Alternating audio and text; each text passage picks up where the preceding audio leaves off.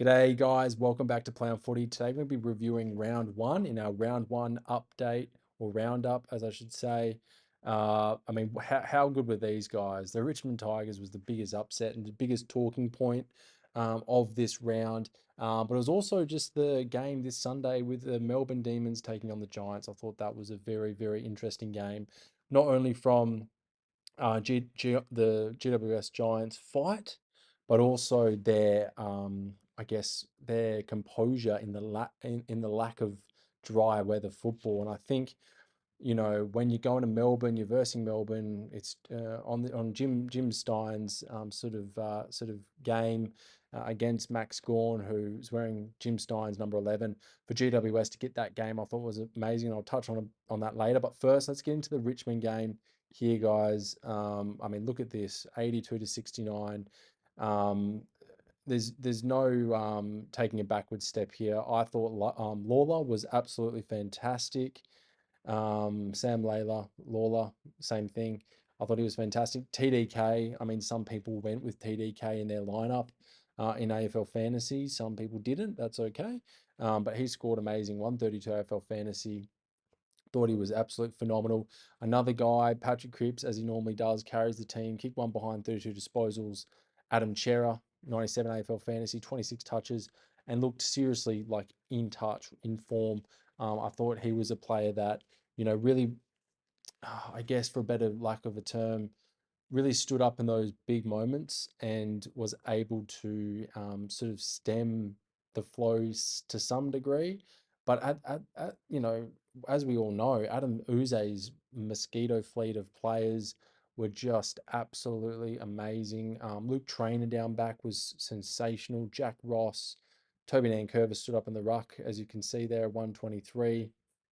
AFL fantasy. Jaden Short did okay down back. Sam Walsh really went missing in this game. Unfortunately, just couldn't find the Sharon as much as he would have, I guess, liked at points. Um, Lucas Cambarelli was the youngster that really, I guess during the week, Vossi said was going to step up, and he did. I thought he was absolutely phenomenal. Elijah Holland's down back. They just didn't kick it to him. There were so many times and so many opportunities where they could have, but they didn't. And you can see there with his AFL fantasy points of 72, just couldn't get his hands on the leather as much as he would have liked. Harry Mackay just couldn't convert when possible and had a really quiet night. Obviously, Charlie Kerno wasn't in the game. Unfortunately, there. Luke Trainer, as I said, 62 AFL fantasy, amazing on debut there. Ben Miller as well down back. I thought he had a great game, as well as Seth Campbell. So there's a lot of players that you wouldn't really hear about as much, but they really stood up throughout the night, and I thought Richmond just absolutely tramped Carlton, and it's really embarrassing for Carlton, as you can understand, and I think it's embarrassing for the members, but got to give credit where credit's due. I thought Richmond were just absolute tenacious, and especially in that last quarter where it was really it was coming down to the wire to a degree as to, how much they were going to fight. And they did. They just really stuck it to them. And unfortunately, Carlton just weren't able to, stem the flow. And Carlton it just lacked composure. They fumbled the ball, they missed kicks. Yeah, the skills probably, I guess, weren't up to par. And I think maybe the Blues were rolling into this match probably on easy mode, thinking, "Oh, it's just Richmond. We'll just roll through this one and get the easy win, the easy W." And sometimes, psychologically, that can be a wrong mindset to go into a match like that. So, yeah, there you go, guys. Richmond are the winners. I definitely did not tip Richmond. I tipped Carlton in this one, so I got that one incorrect. For the next game, we got Hawks and Essendon, 111 defeated Bombers by 85.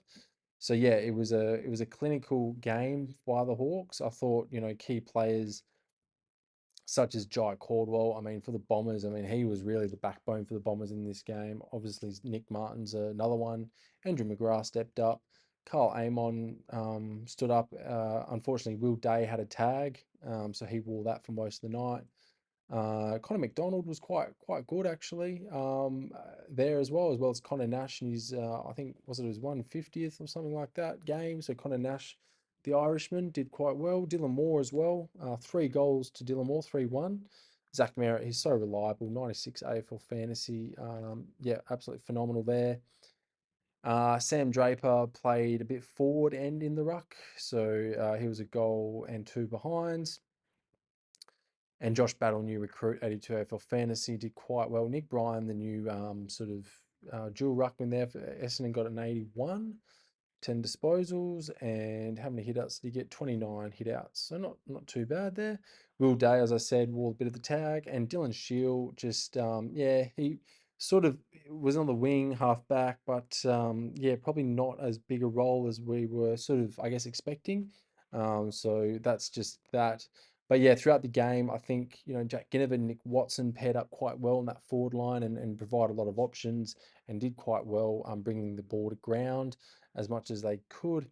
New recruit in defence there, Zach Reed, the brother of Archer Reed from the Eagles, did very well, just like Luke Trainer from Richmond, scoring in the 60s, 63. So outscoring Trainer by one AFL fantasy point. But overall, I thought did quite well. Lloyd Meek had a bit of a quiet night, having to deal with two ruckmen, so he probably didn't score as well as he potentially could have if he was just versing the one. But overall, Elijah Sardis was just very quiet, 18 touches as well. Tom Barras, 54 AFL Fantasy. Isaac Kako, the new recruit in the top 10 draft picks, 51 AFL Fantasy. Kicked a goal and two behinds, which wasn't too bad for a debut, I didn't think. But then overall, yeah, Jack Scrimshaw, I think he had a really nasty head knock, and yeah, that was a bit of a sour note for him in that game. But overall, Hawks at the MCG were able to down the Bombers by 26 points, which has got Sam Mitchell's Hawks in a two wins for the season thus far, which I think is a very positive sign for them going forward. In the next game, sorry, and just quickly, I tipped Hawks over Essendon in that one, so I got that one correct. Geelong versus the Dockers. Now, this one, if you're a Dockers fan, I know some YouTubers out there like Druzy, big Dockers fans, and UCAT, they would be crying their hearts out. I mean, this was just diabolical. 78 point win for the Geelong Cats in the end, and it just wasn't. There was a certain. It was semi close in the end of the third quarter, but the Cats just absolutely put them to the sword, and there was just no coming back for the Dockers there. Bailey Smith, the new recruit, wearing Jimmy Bartell's old number three, absolutely downed them. 126 AFL fantasy, one goal, one behind, 32 touches. Was just absolutely elite with 80% time on ground. So he was out there for a very long period of time and able to pull those numbers quite good. Sam De Koning, another one. A lot of people started their defense. He had defense status. He was in the ruck, 124 AFL fantasy, one goal, 25 disposals, did very well, was all around the ground, just dominated Reedy, who, in my opinion, isn't probably the AFL standard. They need to work out what they're doing with Jackson and Darcy. If Darcy's not fit and can't get his body right, yeah, it's a real shame for them and their football club that they've got this to, I guess, contend with. Unfortunately, Jack Henry was phenomenal. 24 disposals, 117 AFL fantasy. Max Holmes, it's so super reliable. 106 AFL fantasy, 24 touches. And Mitch Nevitt, some people used and rolled with him in AFL fantasy and Supercoach, some didn't, but he absolutely flew in this game. 21 disposals, 103 AFL fantasies. Jeremy Cameron, 101 AFL fantasies, just doing his thing generally, like as he normally does his own thing. Tommy Stewart, 95 AFL fantasy. Jager O'Meara did okay, 99 AFL fantasy. Overall, I thought Andrew Brayshaw was pretty quiet. Lawson Humphrey's got a bit of the peel as well as Ryan Myers, as you can see here. Um, but the one thing that I found really, really, really fascinating was that Sarong was played in half forward in periods where they weren't winning the ball out of the centre. Now, I don't know what JL's thinking, and a lot of the ball got out the back, and their Geelong forwards were able to scrimmage it or just tap it to their advantage and goal. Jezza Cameron absolutely smoked Sid Draper. Not Sid Draper. What was his name? Joshua Draper. So yeah, he got absolutely smoked by Jeremy Cameron. I think JL's going to absolutely torch him during the week on that. It was just way too easy. Jai Amos and Josh Tracy just went MIA. It's just inexcusable. I know the GMHBA is the home of the Cats, and to play the Cats and GMHBA is a bit of a challenge. But most cases, especially with the way I guess JL defended his game plan in the Indigenous All Stars game, and then for him to come out and dish up this, or his players did anyway, not him personally, but his game style is quite predictive and vanilla, I suppose, in that regard. And the Cats were able to capitalize on that. Chris Scott just ate it up. There was no real struggle. And I know it's only round one. We don't want to sound the alarm or anything, but there's been some big blowouts already, and this was one of them. We'll talk about Port and Collingwood pretty soon. But yeah, it's just a real sort of shame if you're a Dockers fan. But yeah, we'll go and talk about that game next after we get through the grand final replay. I tipped the Cats over the Dockers in this one, so I got that one correct. But yeah, JL would be absolutely fuming, and I think even though he's signed a contract extension, just like Ross Lyon has and Brad Scott, I think it's going to be an interesting couple of rounds to see how supportive Freo Dockers are around JL from that performance. Yeah, really, really, really worrying signs. Sydney versus Lions, the grand final repeat. Unfortunately, Dean Cox cannot get a win yet. Two losses for him now. Brisbane won by 4 points at the SCG. And you got your usual culprits, Dunkley, Zorko, Berry, just absolutely eating up the pill. Isaac Heaney, Brody Grundy did quite well as well. Darcy Wilmot in the back line did reasonably well, kicked it behind, but 25 touches. Nick Blakey as well, 86 AFL fantasy points. Oscar McInerney and Levi Ashcroft. Levi Ashcroft, if you didn't have this guy on your AFL fantasy supercoach team, wow, what an absolute star he is and is going to be in the future. I mean, he's only going to get better, right? It's absolutely scarily good. And yeah, I think it's just great signs overall for the footy club because, it's something that they've got as an asset. I mean, it's Will's brother. And a lot of people think, well, they just won a grand final, sorry, premiership, and now they've got a top 10 draft pick, which is father and son. I mean, what are the odds? So I think that's a massive plus for them. Matt Roberts again down back in the halfback flank, just ate up the ball. He's absolute ball magnet, that guy. James Jordan, the tagger, 73. Corey Warner, 75. Yeah, it's looking really good so, thus far for Sydney Swans, even though they narrowly lost this one by 4 points. I think if, Coxie can get this team up and about, which I'm sure he can, they're only going to get better, right? So I think it's not a sounding the alarm thing for Sydney, but you got to understand Brisbane were in a similar position like this last year where they lost the first five. I mean, and they went on to win the premiership. So I don't think it's sounding the alarms just yet for Sydney. But there will just be a couple of things they want to tweak in their game plan. As for the Brisbane Lions, well, they've definitely come back with a clear objective this time. They know how to play good footy and how to move the ball well. I think Fags knows what his team needs and how to work with them, not against them.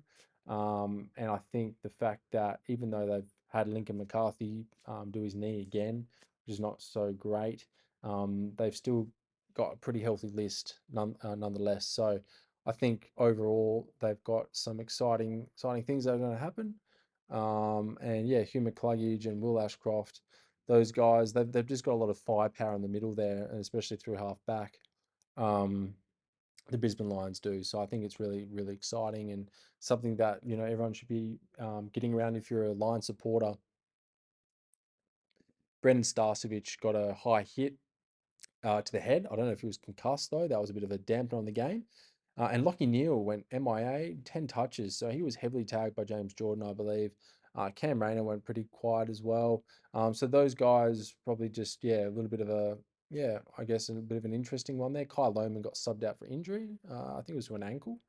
So that was another one where he went a little bit sort of quiet there. But yeah, the forward connection is something that Brisbane is still going to be having to work on now that there's no Danaher, and I can see that's going to take a bit of time to gel. But overall, they've got so much power in the midfield and off half back as well. So I think it's only a matter of time that that's all going to get ironed out and going to become really, really, quite something. So I actually tipped Sydney for that one, unfortunately. So yeah, I got that tip wrong. Brisbane Lions, Bulldogs and North Melbourne, 113 to 97. Bulldogs won by 16. And I think, when you look at it holistically, North have traded in a lot of players, Luke Parker, Jack Darling, etc. So overall, it's not a bad little sort of array of players that have come into the lineup here. Tristan Sherry, Jai Simpkin, Tom Powell, just elite. Harry Sheezel, elite, as you can see here. This is their brigade. I think Tom Powell's gone in the middle just to help out George Wardlaw, who's been out with a, I think, a hamstring or a quad issue. So he'll be probably maybe 3 or 4 weeks till he gets back. But then, yeah, Tom Liberatore filling in the gap. That was left for Bont. Bailey Dale's come back in off halfback. He was super important, 2 goals, one. He's very good the way he moves the ball and the football. But then young Joel Frazier, 103 AFL fantasy there. I think he was priced at 627K on AFL Fantasy Dream Team. So I think, I think he was definitely a big plus for a lot of fantasy players or fantasy coaches out there. And then, yeah, Ed Richards was another one who, and Matt Kennedy, new recruit from the Blues, really stepped it up and were able to win the ball from, the likes of, Luke Parker. Caleb Daniel was down half back. Luke Davies, Uniac, LDU was in the middle there as well. Bailey Scott was sort of in and out of the midfield, sort of the wing half forward role to a degree. Colby McKercher down back. Yeah, Paul Curtis up forward. Jack Darling did quite well. 1 goal, but he 15 disposals. He fought all day though, and really helped his buddy out, Nick Larkey, with the Nick Larkey kicking 5 goals, one. He's touted for another big year, and I think I can definitely see that coming into season 2025. Sam Darcy had a very quiet game, 1 goal, one. Last time these two teams met, I think Sam Darcy kicked five or something like that, ridiculous. So very quiet as opposed to the last time they met between these two teams. And then the rookie Sam Davidson, Dr. Davidson, yeah, 53 AFL fantasy, 1 goal. Yeah, definitely. If you had him at F6 in your AFL fantasy team, you would have been pretty happy with that. 53 is not going to set the world on fire, but it's better than 30 or 20. So I think overall, I think that was a big plus for him and the Dogs. Rory Lobb was down back. And then, yeah, Griffin Logue, not really sure what happened with Griffin Logue, 20 AFL fantasy points. He wasn't really talked about in the off-season on AFL fantasy, but yeah, just really low numbers, I guess. Charlie Comben, a lot of North fans want him to play forward. Yes, he played a lot of intercept marks and took a lot of intercept marks in that halfback role, halfback line, but he really needs to be playing in that forward line, I believe, because, yeah, even though they've got Darling and Larkey, they don't want to play too tall, I suppose, but I think Charlie Comben will be utilised best forward, because then that way he can at least bring the ball to ground, let the smalls mop up like Paul Curtis, Zerha, etc. And that will give them greater opportunity of locking in their forward half as well. But yeah, in this game, I did select Bulldogs to win, so that was a correct tip. But then this one was an absolute blowout. The Collingwood Magpies versus Port Adelaide. I tipped Collingwood in this game, but yeah, Port Adelaide have already turned their backs on Ken. I mean, it's absolute disgrace for the Port Adelaide Football Club. 91-point thrashing. This is from a team that got pretty much not pants by Giants, but got easily put away by them. Daniel McStay had an absolute field day. Three goals, 21 disposals, 124 AFL fantasy. Travis Boak, I mean, how old is he now? 36. 115 AFL fantasy, 28 disposals, 1 goal, one. Connor Rosie, the captain, 35 touches, 112 AFL fantasy. Still side bottom again. How old's he? 1 goal, 31 disposals. Tim Membry, the new recruit from St Kilda, 106 AFL fantasy, 4 goals, one, 17 disposals. Jack Crisp, Josh Dacos off half back did quite well, 99 disposals, 99 AFL fantasy, 26 disposals. Jordan Sweet though, if you had him in the ruck, I mean he polled okay, 96 AFL fantasy, 14 touches and 36 hitouts. I thought he did quite well for his 838K price tag against Darcy Cameron, who is considered a top 8 ruckman in my opinion, or top 6 at least, I should say, ruckman. So I think he did quite well. Nick Dacos and Houston in the mid 90s there. Yeah, doing quite well. I think Houston versing his old team and absolutely yeah, taught him a lesson there. Kane Farrell sort of filling the role of Dan Houston at Port, 88 AFL fantasy, 23 touches there. And then Jeremy Finlayson was using the back half of Port's defence instead of being using their forward half. Now that they've got the Koshis and they've got Joe Berry and they've got Joe Richards, Willie Rioli. They can utilise Jeremy Finlayson back. He might be one to look for in AFL Fantasy this week. 84 AFL Fantasy there as well. Jason Orr-Francis, probably a little bit unders for what people or owners of Jason Orr-Francis were hoping for, 82 AFL Fantasy. And Miles Bergman, just averaging what he averaged last year in that 70 range. Nothing to set the world on fire, but he was priced at 770k there as well. Joe Richards, no goals, one behind, 15 touches, 60 AFL fantasy. So, from my outlook on this game, it was the fact that the forwards had a lack of connection. A lot of these guys are new players from different clubs. And I think overall, it's going to take a lot of time to develop these guys to play, in unison with each other. So I think you just got to go easy on them and just see, how they're going to gel from beyond this point forward. But yeah, it just appeared to me that a lot of the Ports forwards just weren't able to gel and be in unison.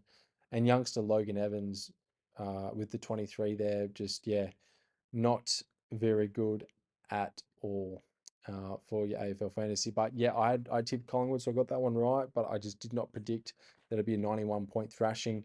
Now to Sunday's games, Adelaide Crows versus St Kilda. I tipped Adelaide, I got that right. But gee, Adelaide Crows are ones to watch in 2025. And I'm saying this as an Eagles supporter. I have no affiliation with the Adelaide Crows, but they have so much firepower. They've got Jordan Dawson, Jake Saligo, oh man, Isaac Rankin, Rory Laird didn't play much in the midfield, but still managed to get 29 disposals. Unbelievable. Riley O'Brien was just, I guess, Riley O'Brien. He's not a top six ruckman, but he does the job day in, day out. Darcy Wilson was another one that a lot of people, I guess, overlooked in that mid 650 rate price range in the AFL fantasy. Scored a 97. I mean, that's fantastic. Sanders, a lot of people chose Sanders, and Sanders didn't get anywhere near that. So, yeah, I think me personally, I'm pretty bummed. I went with Sanders, not Wilson. To be honest with you, I think there's a lot of upside with Wilson, especially with Mateus Philippou not being in the side for quite some time, I suppose. There's a lot of upside there.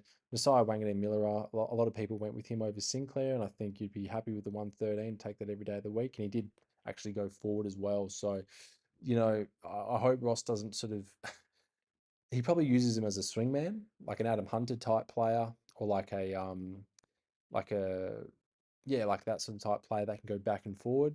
I hope, I mean, it didn't affect his scoring, but I hope for future he doesn't make a pattern of that for owners of Messiah Wanganeen-Miller. Max Hall was another one. I mean, a lot of people went with Hasty. Max Hall got an 82 AFL fantasy. Yeah, and out of all the rookies for Saints, I think he looks like the most solid one. And I mean, to be honest with you, Hasty didn't even deserve to be pulled from the bench, to be pulled off the ground and put a sub vest on. I thought he played quite well. He still bowled the 40, which was pretty good in the midfield there. So, yeah, hopefully next week will be better. I wouldn't rush into getting Max Hall straight away. But yeah, a lot of owners that did go the Max Hall would have reaped the benefits of the cash gen, early cash gen quite well. But when you look at the firepower of Adelaide Crows, you've also got Joshua Shelley, Riley Thilthorpe, Darcy Fogarty, Alex Neil-Bullen from the Melbourne Demons who's now come across. Ben Keys is a little bit quieter now that he's got a lot more competition in his own team to be spread around. James Peatling, Isaac Cumming. Isaac Cumming kicked 2 goals. James Peatling kicked 1 goal. I mean, they've just got such a spread of firepower. It's just unbelievable. Harry Boyd, Rowan Marshall polled the same in AFL fantasy, but Rowan Marshall looked very ginger. Now he does have I think it was a fractured pelvis last year, and he just doesn't move as freely, and he doesn't look as fit as he was last year. I suspect because he's still carrying that injury, his load and management isn't as high as what it would have been. So he's sort of yeah, holding on to that a little bit. Harry Boyd was the new ruckman from Sandfield that came in. I thought he did an okay job. Didn't set the world on fire, but held O'Brien accountable. Not like a Liam Reedy from the Dockers. I thought he did quite well. He held his ground. A lot of people went for the Hugo Garcia at F6 or F5. I'm really glad I didn't go down that path at 59. I don't think there's enough upside there to warrant him going to him, I should say. Ari Sholmag is another one priced at 438k, I believe, on AFL Fantasy Dream Team. 56 AFL Fantasy. I'm just glad I didn't go there. He's got a beautiful left kick on him, left peg. But yeah, I just think long term, I just don't think he's got enough upside to warrant going to him especially when you've got the likes of Sinclair and Nasiah Wanganeen-Miller down back there. I just don't think he's probably the right option if you're looking to someone to go up to from a rookie. Just don't think he's the one to go for. Angus Hasty, as I was talking about earlier, 40. Same as Sid Draper, and he came in on, I think, at the end of third quarter or halfway through the third quarter. Um, Time on ground was 33%, so it was really low. Same with Angus Hasty, 39%. So they do have a lot of upside, these guys. But yeah, it just really depends on how they, manage their loads as they are sort of new players or, new rookies to the AFL system as well.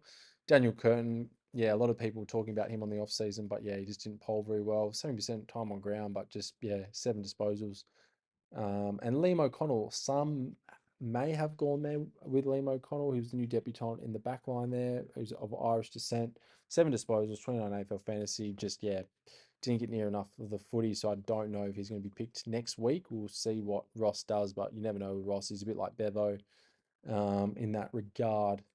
But yep, I selected Adelaide Crows, and yeah, it was a fantastic game to watch. I watched the whole game of this one. I thought Adelaide Crows just absolutely smoked the Saints. They were far slicker. They did have some time at times, some mishandles and stuff like that, but it's only round one. What do you expect?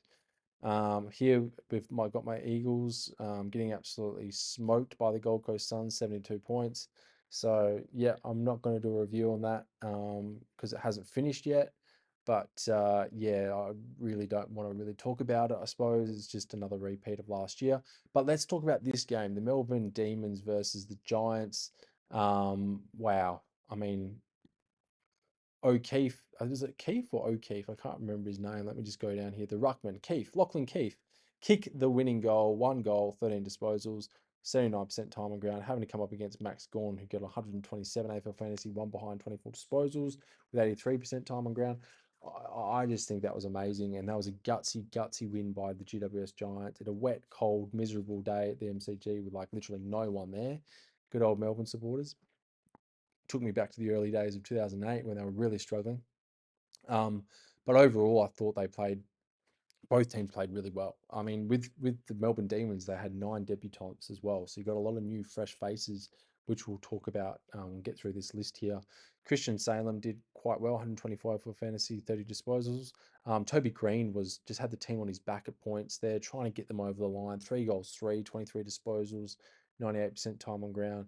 Lockie Whitfield, 111 AFL fantasy, 34 disposals, and 82% time on ground. He was just elite as you could be. Some people probably wouldn't have started him on his in their AFL fantasy teams just because of the early buy. Same with Tom Green. He come back and he's just absolutely done really well. 35 disposals, 1 goal, 76 time on ground. The GWS Giants, they've got the most elite midfield. And I know we've obsessed about Petrarca and Oliver, but you can understand, you got Tom Green, you got Finn Callahan, you've got these guys in the middle there for the Giants.